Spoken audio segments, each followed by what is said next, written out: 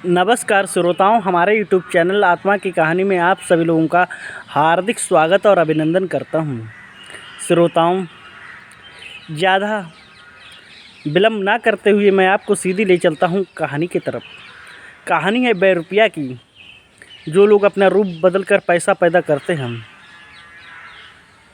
श्रोताओं, एक समय की बात है, एक बहरूपिया राजा के दरबार में पहुंचा और राजा से बोला, मैं आपके दरबार में स्वांग दिखाना चाह रहा हूँ। राजा बोले,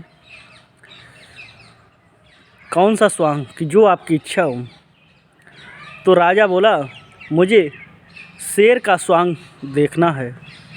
काय का स्वांग देखना है? शेर का। राजा बहरूपिया बोला, मैं आपको शेर का स्वांग तो ज़रूर दिखाऊंगा, पर मेरी एक शर्त है। मुझे वचन दो कि मुझसे कोई आनाकानी नहीं करेगा, मुझसे कोई गलती हो जाए तो उसे माफ़ करोगे, क्योंकि मैं सत्य पर आधारित हूँ, सच्चे मन से मैं काम करता हूँ, जिसमें परमात्मा मेरा साथ देता है कि मैं जब सच्चे मन से करूँगा तो मेरा बर्ताव बिल्कुल शेर जैसा हो जाएगा। श्रोताओं, राजा बोला, सही है, आप काम करिए, मैं आपको वचन देता हूँ। श्रोताओं, राजा ने वचन दिए कि कोई गलती हो तो माफ़ करना। श्रोता, उसके बाद में बहरूपिया कुछ दिनों में जाता है राजा के दरबार में। शेर का स्वांग दिखाने के लिए शेर जैसी हरकतें करने लगता है, और उसका जो लड़का राजा का बैठा होता है वो शेर के उसके मांस में कीले चुबा देता है, जिससे शेर को गुस्सा आ जाता है। शेर वो वैसे ही हरकतें करता था। शेर ने लड़के को, राजा के लड़के को मार डाला। श्रोताओं, राजा गुस्सा आया, क्रोधित हुआ, मगर राजा कुछ कह नहीं सकता था, क्योंकि राजा तो वचन मुक्त था। श्रोताओं, उसके बाद में वो चला गया। श्रोताओं, स्वांग दिखा के बहरूपिया कुछ समय बाद आया, बोला राजा से कि मेरा आपको स्वांग कैसा लगा। राजा बोला, बहुत अच्छा। दुख तो था, मगर कह नहीं सकता था, क्योंकि वचन मुक्त था। फिर बहरूपिया ने कहा, राजा, आप स्वांग देखना चाह रहे हो? तो उसका मंत्री था, वो बदला लेना चाह रहा था। उसने कहा, मुझे ब्रह्मचारी का स्वांग देखना है।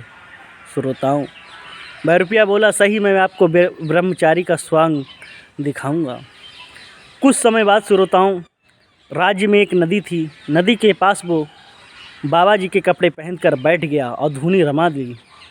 तो राजा के पास सूचना आई, हमारे राज्य में कोई ब्रह्मचारी आया है। श्रोताओं, मंत्री समझ गया था कि वही ब्रह्मचारी है जो बहरूपिया था। वहाँ पर गए, उसे दंडवंड प्रणाम किया राजा ने, और उसे ब्रह्मचारीता उसकी भंग करने लगे। तरह तरह की स्त्रियाँ उसके पास ले जाने लगे। श्रोताओं, मगर वो सत्य पर आधारित था, उसकी ब्रह्मचारिता भंग नहीं कर पाया राजा। श्रोताओं, कुछ समय बाद वो चला गया और राजा के दरबार में फिर से आया। बोला, हे राजन, आपको मेरा ब्रह्मचारी का स्वांग कैसा लगा? राजा बोले, बहुत अच्छा। श्रोताओं, उधर राजा को बदला लेना था, तो उसने कहा बहरूपिया ने कि अब आप कौन सा स्वांग देखना चाह रहे हो? श्रोताओं, एक नाई था, वो बोला कि इससे कहो कि मैं सती का स्वांग देखना चाह रहा हूँ। सती।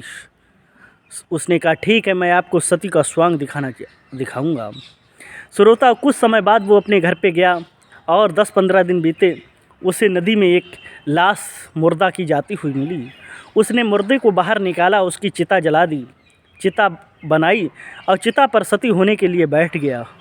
कौन? बहरूपिया। श्रोताओं, उधर राज्य में पता लगा कि हमारे राज्य में कोई सती हो रहा है।